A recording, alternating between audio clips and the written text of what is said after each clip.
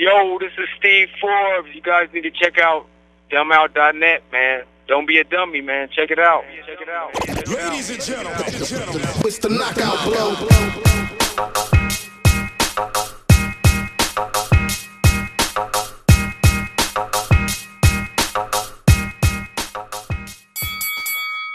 Is there anything you really want to talk about that you got on your mind? Well, just the whole, man, I know everybody saw the Malignaggi, man, Diaz. Yeah.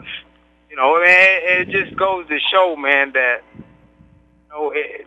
boxing, people should have enough of that, man. I mean, a lot of people say that Diaz is the money guy and all that. Man, that's bullshit. It shouldn't be about that. It should be whoever wins the fight, whether he's the name guy or he has a big-time promoter or not, should, man. I mean, I think a lot of fans are being turned off, man, because the guy that, really wins the fight did it because he's overshadowed by a bigger name, man, and it just messed up, man. That's why people watch really UFC. I mean, I'm a UFC fan. Mm-hmm. I mean, you barely see any robberies in the UFC. And if there is any controversial decision, have an immediate rematch. Right.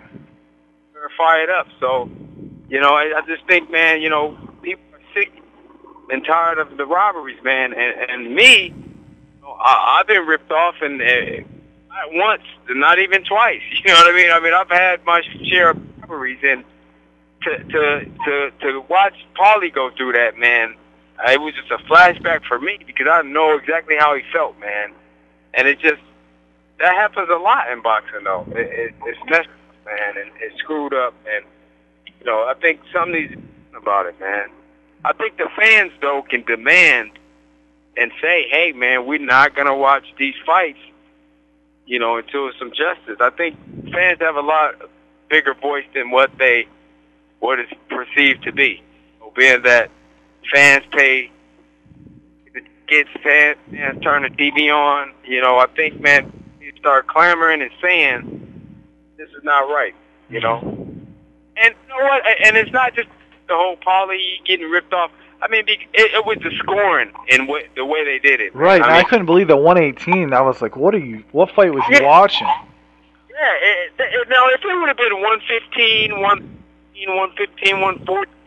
Right. You could make an argument and saying, hey, man, some of those ones were close. We thought Paulie won, but, hey, it was close. You can't really. But the fact that they start doing the score like that 118, man, 110, I mean, and no judge even voted that Paulie even won the fight. That was horrible, too, man. Right. No, that was crazy because I thought he outboxed him. I thought he won the fight by, I had him by a couple. Yeah, I thought he won it by at least two to 3 points. I mean, watching the fight, but I wouldn't argue with the draw if they would have had it a draw. I wouldn't argue. The same thing happened to that Chris John Rocky Juarez fight too. Yep. I could not believe that. I was like, Juarez wins. John wins the unanimous decision, and then all of a sudden they call it a draw. I was like, what are you talking about? Yep, dirty, man. I don't know. It's crazy. But I love boxing, man. I'm gonna stick with it till the day I die. So yep. It don't really matter to me. Yeah, got to, man. I mean, the thing in the world is, man, you got people like you and other people, man, that speak how they feel and say, hey, man, I thought this guy won, man. And that's what I think is the best thing for the fighters and general boxing, because when people speak up and say, hey, man, this is what I thought. So I do want to see him fight again. Paulie impressed me. I mean, when people start saying like that, it makes it not as bad. But I think people, man, hopefully, man, they start really, voicing their opinion, man, a lot more and saying, man, that's garbage. Right. But boxing is the best sport to me. But I love boxing, so. For sure, me too. Yeah. That's another reason why we're doing this website is because my boy, he writes all the MMA stuff. I write all the boxing. And we're just sick of the whole. How can you compare the two sports? They're really two different sports, but that's the whole thing. Like, we're doing this to basically bridge a gap.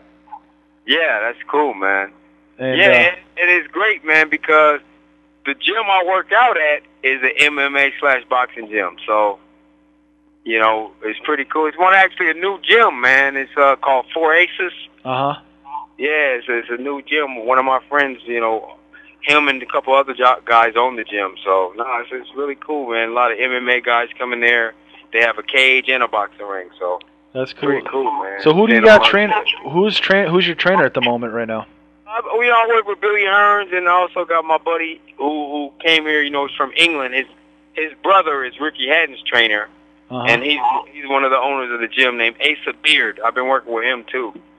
Yeah, Billy Hearns, man. That is a Detroit name if I ever heard one. Yeah, Billy Hearns, man. Wow. You know? That's cool, yeah. So, I mean, for the people that don't know, can you explain how you got your nickname? 2 pounds? 2 pound, man. I was born weighing 2 pounds, man. And it just kind of stuck with me, man. You know, that nickname. I didn't like it at first, you know, but I was always called that as a kid from my parents, and you know, one day when I was in the boxing gym, I think my grandmother came up there and said 2 pound, and everybody's like 2 pound, and just kind of stuck, man. That was. Plus, you know, in the boxing gym, I grew up with all the neighborhood guys, so they called me that anyway. But it just kind of stuck, man, and it even stuck into the pros, man. I didn't even, you know, I tried to get away from it, but yeah, you can't. Once you get a nickname, it's damn near impossible to get away from it. Yeah, you can't get away from it. So, yeah. So, who was your best opponent you ever fought? Well, that you thought? I gotta definitely say Oscar De La Hoya, man. I mean, he's multi-time champion. You know, one of the great fighters, man. I mean, definitely he's the best fighter I've fought. And how about the hardest puncher? Hardest puncher, I gotta put Oscar in there too. As far as because he had a good left hook. Yeah, because he was the biggest guy I actually fought.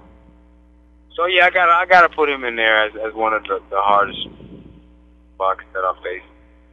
So everyone knows that you were on the Contender Series. What are your thoughts about the Contender Series? I mean, you think it was good for boxing? Do you like it or? I think it was good, man. I mean, I think they got a little. I definitely think it was for boxing, man, because it brought a lot of people to what boxing. I mean, it was a difficult show to do because you know, a lot of guys like I itself had to move up in weight. I and a lot of other guys had to move up, and some guys came down. I think the concept was good, man. Format. When you fight, you win the money as you go. And when you make it to the end, you get the big prizes. Whether it's first or second place, you know, you get kind of, you know, a big payday. So I like that, man. I mean, it was definitely a tough type of thing to do, to fight and then fight 3 days later. But no, it was good for boxing, man, because it brought a lot of viewers that wasn't fans of boxing into it. Right. And definitely opened up a lot of doors for myself after being a champion before, man. I mean, I've gotten more known doing that than before, you know. So I definitely appreciate doing it. It was a good opportunity.